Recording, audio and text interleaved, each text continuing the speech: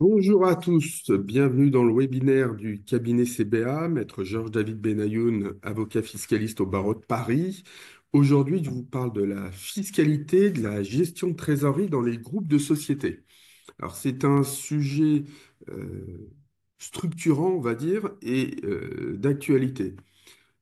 Sujet structurant parce que dès qu'on commence à avoir une activité qui fonctionne bien, on va se trouver souvent dans des groupes de sociétés. L'intérêt du groupe de sociétés, c'est que sous la holding, on va avoir des sociétés historiques, des sociétés qui vont se créer pour se développer, donc on va être amené à utiliser la trésorerie. On est aussi amené à le faire lorsque dans une holding patrimoniale, on a de l'exploitation, puis de l'autre côté, de l'immobilier. Et donc, on va utiliser tous les mécanismes dont on va parler aujourd'hui. Pourquoi un sujet d'actualité? Parce que depuis un peu plus de 2 ans, on a maintenant une augmentation des taux, même si là, on commence à arriver à diminuer. Et donc, le sujet fiscal avait peu d'incidence lorsqu'on avait des taux d'intérêt à 0,5, 0,6. À présent qu'on a des taux nettement plus élevés, on a des vrais enjeux fiscaux qui apparaissent et c'est des sujets qu'on ne voyait pas obligatoirement auparavant. Alors, deux éléments importants, la notion de groupe de société puis la définition de la gestion de trésorerie, parce que ce sont deux concepts un peu particuliers. Euh, la notion de groupe de société, fiscalement, elle apparaît sous différentes entités, différentes dénominations. On parle d'abord du groupe intégré lorsqu'on se trouve en intégration fiscale. On parle aussi de groupe de sociétés liées lorsqu'on est en matière de prix de transfert. On a aussi une nouvelle notion qui existe, c'est le groupe TVA. Et puis, on a tout simplement le groupe de sociétés mère-fille au sens du droit commercial.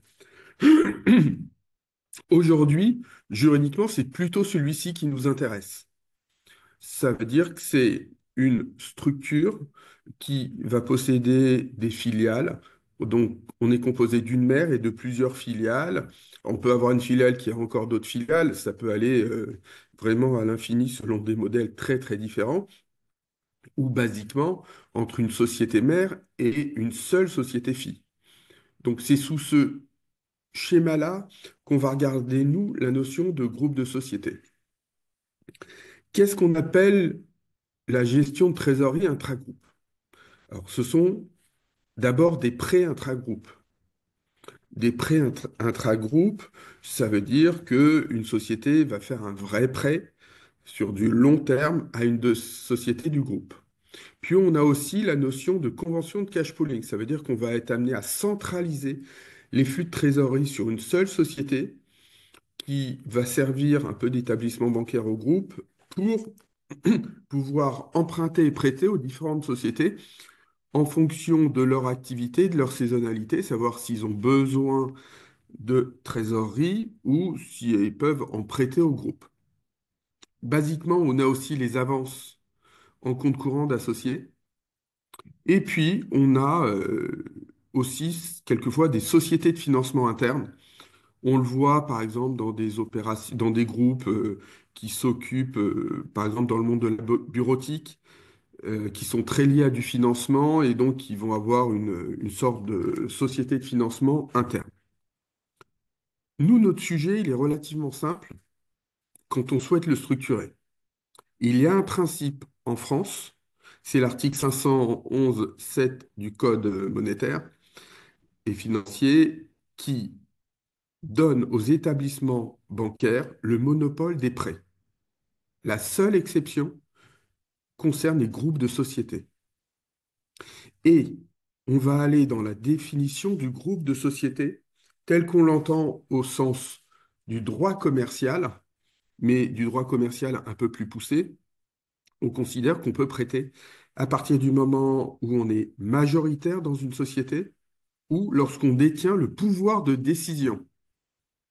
Donc ça veut dire qu'on va avoir moins de participation, mais du seul fait de cette participation, on pourra gérer la structure.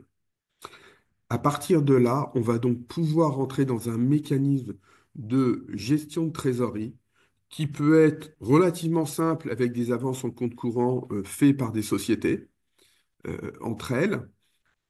Généralement, ça passe toujours par la société mère, mais on voit aussi la possibilité d'aller directement entre les sœurs. Ou, plus généralement dans les groupes plus importants, des conventions de cash pooling avec une vraie gestion de trésorerie. Alors, une fois qu'on a présenté ça, on va avoir un sujet de savoir quels sont les enjeux fiscaux. Alors, on va aller par ordre d'importance et aussi au regard des sujets que l'on voit, on va dire énormément, ceux qu'on voit beaucoup moins. Premièrement, le régime basique des intérêts déductibles. C'est l'article 212 du CGI qui fixe les limites à la déductibilité des intérêts. On considère qu'on doit tenir compte du taux maximum admis par l'administration fiscale. Alors pour 2024 de mémoire, il était à 5,20, 5,30 de mémoire. Donc on est sur un taux relativement élevé en ce moment. Et effectivement, bon, on prête rarement au-dessus dans les groupes de sociétés, ça n'a pas obligatoirement d'intérêt. On prête souvent en dessous, et là, on peut avoir une difficulté. Et puis, on va avoir d'autres sujets qui vont venir se greffer à ce niveau-là. C'est, on va avoir dans les groupes de sociétés, en fonction de l'importance des prêts, la règle dite du rabot fiscal. C'est-à-dire qu'on va avoir un plafonnement des charges sociales à 30% de l'EBITDA ou 3 millions d'euros. Donc là, il faut quand même avoir des montants de prêts intragroupe plutôt spécifiques. Puis on a un deuxième élément qui va se rajouter. Alors c'est notamment, ça peut concerner les sociétés qui sont sous LBO, c'est les problèmes de sous-capitalisation. Donc, les règles concernant la facturation d'intérêts entre sociétés, on les trouve basiquement dans l'article 212 du CGI. Après, on va avoir souvent un sujet en matière d'acte anormal de gestion. L'acte anormal de gestion, c'est un peu le couteau suisse dans le contrôle fiscal, hein. On l'entend à beaucoup de sauces. Euh, c'est là qui n'est pas dans l'intérêt de l'entreprise, qui n'est pas pris dans l'intérêt de l'entreprise. Premièrement, on a souvent la conclusion, ça peut concerner des sociétés qui prêtent de l'argent sans rien demander, c'est-à-dire en ne facturant pas un intérêt ou avec un intérêt très bas. Ben, on considère que c'est un acte anormal de gestion et donc on va être amené à les redresser par rapport à une somme normale qui aurait dû être prêtée. Alors attention, il y a certains cas admis par la jurisprudence où on va pouvoir prêter à un taux zéro, notamment lorsqu'on a un sujet, la société est en difficulté, elle n'a pas les moyens de rembourser. Dans le cadre du groupe et dans l'intérêt du groupe, on peut effectivement, et c'est admis par la jurisprudence, prêter avec un taux plus bas ou un taux nul. Ce qu'il faut comprendre aujourd'hui, c'est que ce sujet, il est d'actualité.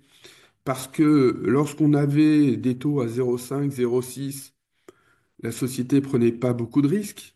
Maintenant, lorsque dans un groupe de sociétés, même le plus simple, où une mère prête à une fille plusieurs millions d'euros et qu'on se retrouve avec un taux maximal à plus de 5%, on a des enjeux qui sont quand même très importants. Donc, on l'a vu, nous, dans le cadre du traitement, certaines sociétés ont préféré amener le compte courant au capital de la fille pour éviter d'avoir ce sujet de facturation qui peut créer de la fiscalité uniquement dans un sens, surtout lorsqu'on n'est pas en intégration fiscale. Donc, il faut faire vraiment très attention à ça. On a, en termes d'importance, mais ça c'est plus rare, mais on voit quand même des éléments, la requalification sous l'angle de l'abus de droit. L'abus de droit, je vous rappelle, c'est une opération, un montage dont le seul but est, on va dire, le but principal ou exclusif et le but fiscal de l'opération. Alors, classiquement, on a une requalification en abus de droit lorsque une société de trésorerie est utilisée uniquement pour diminuer la charge fiscale. Euh, donc pour prêter, on a une jurisprudence Jeanfin où la société n'avait pas de substance économique. Or, la substance économique, c'est un des principes fiscaux essentiels aujourd'hui. Si elle n'a pas de substance économique, elle n'a pas de réalité. Et donc, aller prêter à une société avec une société qui n'a pas de substance économique, c'est prendre un risque. Et l'abus de droit est relativement facile à démontrer dans ces cas-là. On a beaucoup d'ailleurs, j'en profite, beaucoup de dossiers d'abus de droit. Il y a une accélération sur l'année 2024 des cas de saisine qui sont relativement importants, surtout à l'impôt société. Donc il faut vraiment faire attention, se poser à chaque fois la question de savoir l'opération qui est réalisée a-t-elle un but essentiellement ou principalement fiscal pour éviter une requalification. Dernier point qu'il va falloir regarder, c'est la notion de prix de transfert. Ça concerne les relations financières avec une société liée qui peut être située à l'étranger, mais aussi en France. Et le grand principe, ça va être de respecter le principe de pleine concurrence.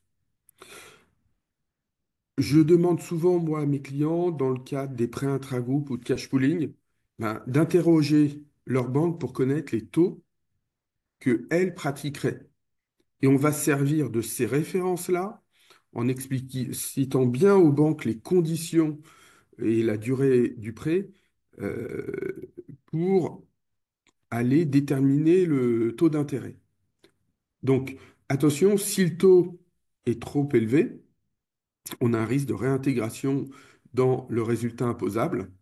Et donc, il faut souvent aller dans une méthode de valorisation par comparaison avec les conditions de marché. Alors, ça paraît relativement clair lorsqu'on en parle. Maintenant, quand on est une petite société, euh, le sujet est très différent d'une société qui fait plusieurs centaines de millions d'euros de chiffre d'affaires avec des flux très importants. Mais il faut toujours se poser la question de la notion de prix de transfert. Et donc le comparable ou l'information pris auprès de vos différents établissements, c'est ce qui va vous protéger.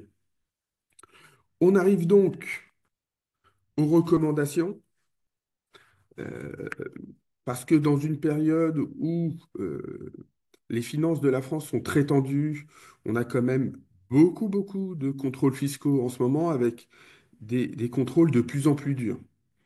Donc, il faut toujours se préparer lorsqu'on reçoit un avis de vérification, aller rassembler les documents si ça n'avait pas été fait avant. Donc, moi, ce que je demande, c'est de manière systématique avoir de la documentation. La documentation, c'est au minimum un contrat, éventuellement approuvé dans le cadre d'une assemblée, avec des définitions claires sur le taux et que, on retrouve en comptabilité les informations qui sont dans le contrat. Trop souvent, je découvre que pour une raison X ou Y, l'expert comptable ou le dirigeant ont décidé de se passer ou de modifier les dispositions du contrat en pratique sans rien changer à l'écrit. Le propre d'une convention de cash pooling, c'est aussi de voir évoluer son taux. Donc, on évite de mettre un taux fixe. On va plutôt faire référence, alors soit au taux maximal fiscalement déductible. Je suis un peu opposé parce qu'il est généralement plutôt élevé. On va plutôt aller chercher de l'Euribor 3 mois, euh, qui a une vraie variation et une vraie cohérence économique. Donc, vraiment, il faut formaliser les flux financiers. Lorsqu'on a un sujet de prix de transfert, on se prémunit, comme je vous l'ai dit, en allant chercher des comparables, et notamment en interrogeant ces banques, françaises ou étrangères, par rapport aux conditions du prêt. On regarde toujours la substance économique des entités avec lesquelles on va s'organiser, et notamment on fait attention à l'étranger parce que un groupe principalement français qui fait du cash pooling avec une filiale à l'étranger sans siège social, sans salarié, sans rien, il n'y a pas de substance économique, donc on est parti chercher uniquement de la fiscalité. Et lorsqu'on a des montants plutôt substantiels, faire attention au sujet de la sous-capitalisation pour avoir toujours une protection. Les règles de sous-cap sont plutôt compliquées à comprendre, y compris sur la déductibilité fiscale de certains prêts importants, mais il faut faire cet exercice constamment. Je suis très surpris lorsque j'arrive sur un dossier dans un contrôle fiscal et je dis, mais tiens, on regarde des sommes, comment vous avez appliqué les règles de sous-capitalisation? Et on me dit, bah, oh bah non, non, on n'est pas concerné ou on ne savait pas comment faire, donc on n'en a pas tenu compte. On peut avoir des incidences quand même extrêmement importantes. Voilà ce que je voulais vous dire ce matin sur les conventions de gestion de trésorerie. Ça reste quand même un basique dans les groupes de sociétés. Il faut toujours penser à rajouter les filiales qui ont été créées au cours de l'année et à faire disparaître celles qui ont été liquidées, tupées, fusionnées ou même vendues. Et donc, il faut toujours se poser en début d'exercice. Nous, on le fait systématiquement au mois de décembre. Euh, Est-ce que la convention est applicable? Est-ce qu'elle a besoin d'une évolution? Lorsqu'on est dans un groupe qui rencontre des difficultés, il ne faut pas hésiter à marquer que, au regard des difficultés, on pourra suspendre le paiement euh, sans pour autant que ce soit fiscalement répréhensible. Donc voilà, il faut se poser des questions en profondeur sur ces sujets-là. Je vous remercie d'avoir assisté à ce webinaire, puis je vous donne rendez-vous une prochaine fois. Merci.